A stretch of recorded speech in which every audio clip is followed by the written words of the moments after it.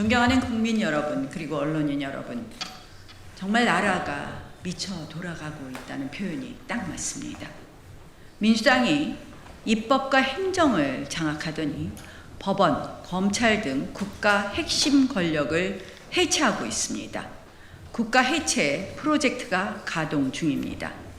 권한없는 합참 의장에 의한 군 장성 30여 명 축출, 내란 청산 TF 설치, 공무원 색출, 보수 야당 해체 시도, 그리고 언론 재갈 물리기, 공포와 침묵이 일상이 되고 내란 청산이란 이름으로 완장사회가 되었습니다. 민주주의가 종말을 고하고 있습니다. 그런데 지난 11월 7일 자정, 검찰은 범죄자 이재명 대통령이 핵심 등장인물인 대장동 개발 민관 유착의 부패 범죄의 1심 판결에 대한 항소를 포기했습니다. 이재명 대통령의 측근들이 중형 유죄의 판결을 받고 이제 이재명 대통령의 범죄가 선명해지고 있는 이 재판을 검찰이 항소하지 않는다는 것이 말이 되는 일입니까?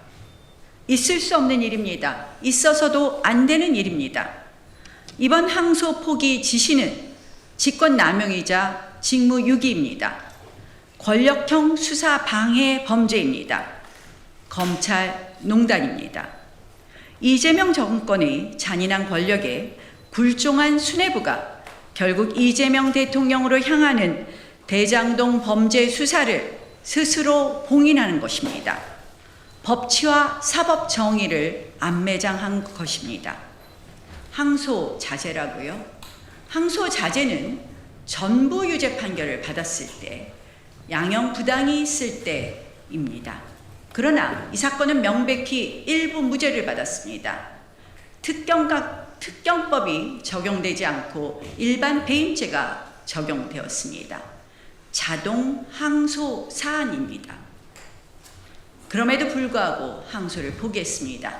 직권남용, 직무유기입니다. 이 모든 상황을 지시하고 지휘한 것으로 외관상 보이는 정성호 법무부 장관은 즉각 사퇴해야 할 것입니다. 그리고 대통령실 개입 여부, 대통령의 지시 여부에 대해 명명백백하게 밝혀야 할 것입니다. 검찰의 항소 포기로 대장동 일당에 대한 추징금 7,814억 원의 국고 환수 기회도 박탈되었습니다.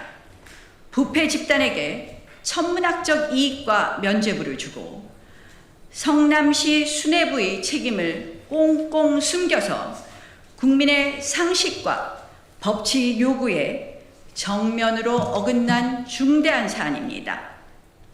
지금 대한민국은 벼랑 끝에 서 있습니다. 범죄자 대통령 이재명 때문입니다. 자유대한민국의 해체, 국가 해체의 위기입니다. 오로지 범죄자 대통령만을 위해 법치를 왜곡하고 국가를 해체시키고 범죄를 은폐하는 독재 권력의 장막을 반드시 걷어내야 합니다. 그러기 위해서 범죄자 이재명 대통령의 5개 재판 즉시 재개할 것을 촉구합니다. 그것이 바로 대한민국이 바로 서는 길입니다.